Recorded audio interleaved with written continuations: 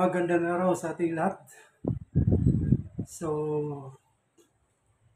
Tagalog lang tayo no, para maintindihan ng mga iba nating mga kaibigan, kasamahan na palaging nanonood sa page natin, mga kaibigan, mga supporters, lalo na sa YouTube. Ah, Tagalog muna ako kasi para maintindihan ng mga taga Luzon. Marami tayong supporters na Luzon. Saka yung mga foreigners natin supporters, pasensya na, pasensya. Ah, na hindi maintindihan yung salita natin. No? Ito, gumawa tayo ng video para humingi ng pasensya, humingi ng sorry sa mga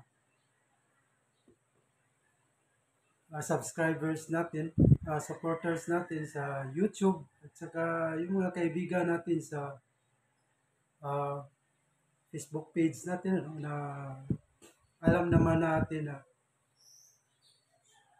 tungkol to sa ano sa yung mga lumalabas na ginawa nating video no na hindi sana yun ang mga topic natin kasi alam naman ng mga supporters natin na yung mga content natin ay pangkatuwaan lang ay tungkol sa mga passion natin sa sports, sa pagmumotor.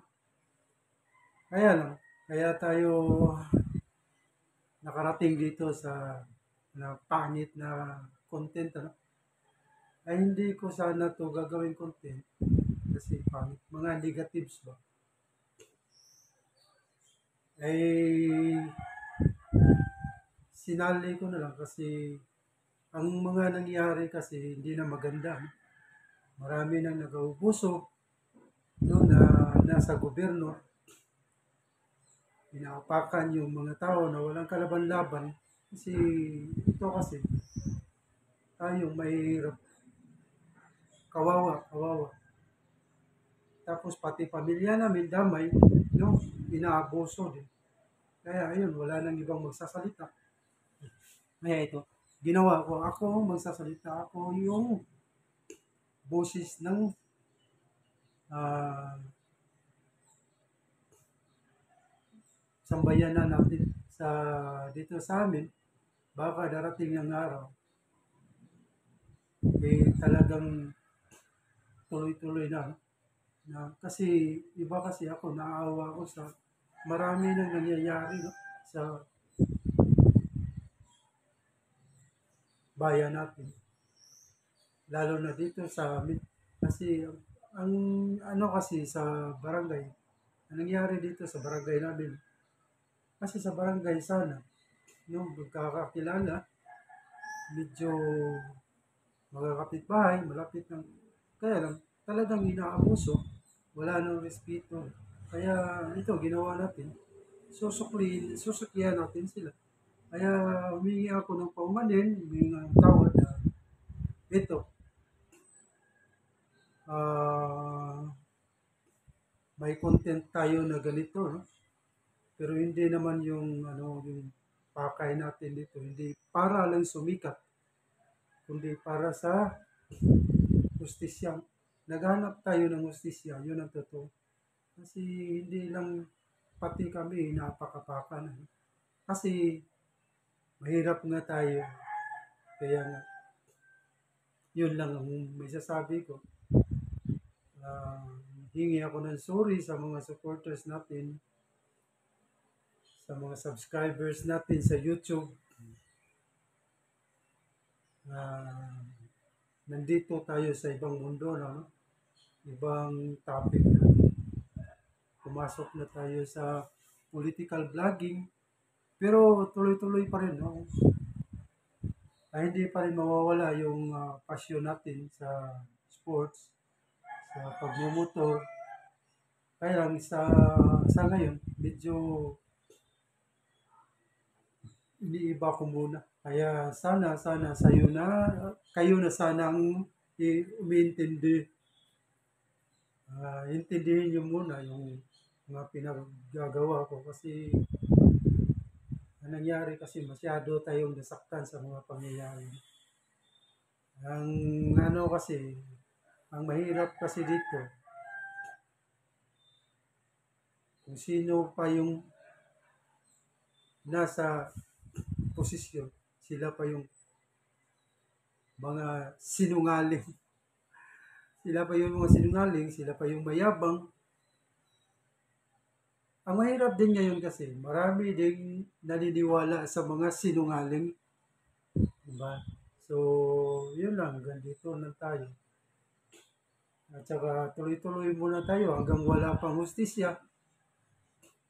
So, yun ang masasabi ko, sana, huwag kayong mawala ng ganang sumusuporta, mawala ng ganang susuporta sa pinagagawa natin. Ay hindi naman kalokohan to, talagang totoong nangyayari na hindi na maganda, na talagang inaabuso na yung posisyon nila. Hindi maganda kasi sila pa yung nasa posisyon, dapat sila yung magprotekta sa kababayan nila, sa mga mahirap. Ay sila pang winawalang hiya nila. Diba? Sino yung iba dyan na nakakita na sa video, lahat ng yan totoo. Kaya tuloy natin to at marami pa tayong gagawing mga video na dapat na malaman ng mga tao. So, yan lang. Ginawa kong video to para sa mga kasamahan natin, mga supporters natin, lalo na sa YouTube. Siya nga pala, yung YouTube natin, wala nang motovlog, rampage na lang. Saka dito sa Facebook page ko, rampage motovlog din yun. Babaguhin ko rin yun. Tapos may isang account pa ko sa Facebook. Ayun yung Kapal Moks Tamaan, huwag magalit. Ginawa ko yan kasi para may backup. Kaya sana maunawaan nyo at maintindihan nyo yung mga pinagagawa natin. Kaya kung bakit tayo pumasok sa ganito. So, pero hindi pa rin natin nakakalimutan yung pasyon natin. Tuloy pa rin yung pasyon natin sa pagmumotor, yung pasyon natin sa mga kahit anong sports. Saka may dagdag pa tayo tungkol sa mga totoong pangyayari sa buhay ng tao, buhay ng pamilya na totoo mga nangyayari, no? Dapat din natin una ng pansin. I-share natin sa mga posibleng manood, malaman nila kung ano talaga ang kahalagahan ng isang tao, anak, magulang, isang pamilya, kahalagahan ng isang kaibigan. Ayun yung unti-unti nating gawin, kasi napapansin ko na kasi hindi na maganda sa panahon ngayon. May kulang yung pagbabasihan natin yung dati saka ngayon, talagang ibang-iba na, no? Marami tayong naobserbahan na talagang hindi maganda. So, ayun, i-open natin, gawa natin ng storya para maintindihan ng lahat. So, hanggang dito na lang at sana'y maintindihan nyo na bakit natin pinasok ang klase na content na to. Bakit tayo pumasok sa ganitong uri ng gawa ng content para may share natin kung ano man yung nalalaman natin, ano man yung mga hinaing natin. Ayun lang. Pero yung passion natin, huwag niyong kalimutan, tuloy pa rin tayo. Dinagdagan lang natin. Kaya ako'y humihingi ng paumanhin. Baka sabihin kasi, hindi kasi maiwasan to, hindi maiwasan sabihin ng iba na ginawa niya yan, ginawa ni Rampage yan para lang sumikat. Hindi tayo ganyan. Kasi titingnan nyo yung mga previous ko na vlog, puro lang yun, parang namamasyal, motovlogging, gano'n lang iba. Pero hindi natin maiwasan minsan na parang hindi na maganda yung pangyayari, maganda yung serbisyo ng nasa gobyerno. Kaya minsan nakagawa tayo ng gano'n. Lalo na ngayon na pati na pamilya natin inaapakan. Oo, madadamay na yung pamilya natin. Kawawa. Hindi lang tayo, mga mahihirap. Kailan pa tayo kikilos, kailan pa tayo magsasalita. Kung hindi tayo magsasalita, wala nang magsasalita. Kasi, ito lang kasi, takot silang magsalita. Pangalawa, nasa isip nila, wala silang magagawa kasi mahirap nga lang. Ito kasi yung nangyayari sa bayan natin. Kung ikaw mahirap, wala talaga. Parang pinapaikot lang tayo sa mundo ng mga politiko. Totoo yan. Pinapaikot lang tayo. Parang sinasabi, parang kasabihan dati. Ito, tandaan nyo. Kasabihan dati, no one above the law. Ngayon, iba na ngayon no one above the politician. Totoo yan. So, kung gusto nyo, imulat nyo yung isipan nyo,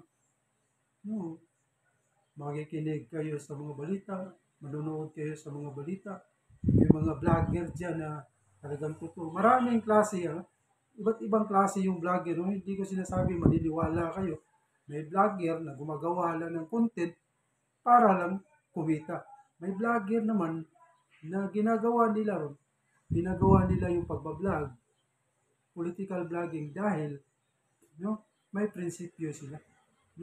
Pinaglaban nila kung ano yung tama, yung pinaniwalaan nilang tama. May vlogger din na bayaran, may vlogger din na gusto lang kumita. Ayun lang, hindi ko sinasabi maniniwala. Kaya lang, kahit pa paano, makakuha kayo ng idea, makakuha kayo ng informasyon kung ano talaga ang totoo. Tapos, pagmasdan nyo, obserbahan nyo yung nangyayari sa buhay sa bayan natin. Ayun lang. Yun lang. Magulo na yun doon sa nasyonal. Yung mga nangyayari, hindi na basta-basta. Kaya, ayun lang, problema kasi. Karamihan kasi sa atin, mga ordinaryong tao, baliwala lang sa kanila yung mga pangyayari sa buhay, yung mga pangyayari sa bansa natin. Yung sa kanila, basta tuloy lang ang buhay. Ganun lang. Simpleng buhay. Sa kanila, kung may pirang pamimigay, tanggap lang. Hindi nila iniisip na ano ba yan? Totoo ba to? Kanino galing to? Ayun ba, Yun sana ang gawin natin. Uugaliin natin. Kasi ako na talaga na isip ko dito lang sa wala nang magsasalita. Dito sa amin wala nang magsasalita. saan tayo mag-uumpisa? Dapat mag-uumpisa tayo sa mali. Barangay-barangay hanggang may susunod. Kasi yung sa mainstream kasi, yung mga media, hindi ko sinasabi nagsisinungaling sila, pero marami ng bayaran talaga ngayon. Marami nang hindi nila pinapalabas, yung pinapalabas nila, yung kunwari gusto nilang paniwalaan ng mga tao, totoo yan. Kaya nga maraming nagsilabasa ng mga vlogger ngayon kasi may prinsipyo sila, may gusto silang ipaabot sa sambayanan, no? Hindi lang para kumita, kundi para din maka pagbigay ng impormasyon kung ano talaga ang nangyayari. So, ulitin ko, ako'y humihingi ng paumanhin, humihingi ng sorry. Sorry kung bakit tayo biglang tumalon sa ibang klase ng vlogging. At sana'y mapatuloy yung suporta nyo sa channel natin sa YouTube Rampage at saka dito sa Facebook page natin. Sana huwag kayong mainis, huwag kayong masar. Pero welcome pa rin kayo mag-comment kung totoong anong nasa sa loobin nyo. Huwag lang yung mga alipuris.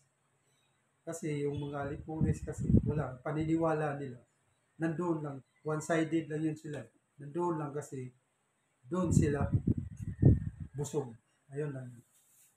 So hanggang dito na lang. Maraming salamat sa inyong lahat at sana'y magpatuloy yung suporta nyo sa channel natin Rampage sa YouTube at Rampage Vlog sa Facebook page at kapal mo tamaan, huwag magalit. Yun, bago natin. Ginawa ko yun para backup na. Ay hindi natin alam kung anong mangyayari. So may backup tayo. Tsaka yung pangalan nito, yung pangalan ng Facebook natin, Rampage Vlog, babaguhin din natin. So baybayanan nyo. Maraming salamat sa inyong lahat. At sa ulitin ko, hihingi ako ng paumanhin, hihingi akong sorry kung bakit nag-iba yung